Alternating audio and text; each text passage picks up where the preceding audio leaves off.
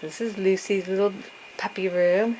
There's where I sleep, where Lucy and Brennan are. Their little humidifier. This is the cricket noise. This little noise. And then the spare. There's a spare. And then there's Brennan and Lucy. Lucy Lou. Good girl. There's Brennan right in there. It won't zoom in. Yep. There we go.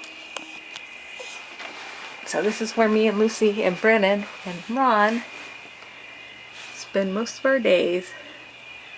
The only thing I need is a TV.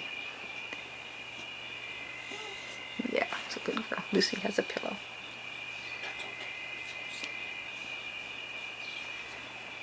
Oh, it's Brennan. She says, "Hi, Dad." Hi, Chico. You're very cute. This is my friend the fox. My favorite faux friend. See, the fox is a faux friend.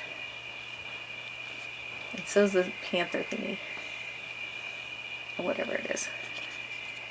There's our world. Oh, let's see, there's the other side. I have a chair. If I so decide to sit there. Otherwise, not so much. And then doggy door to the great outdoors.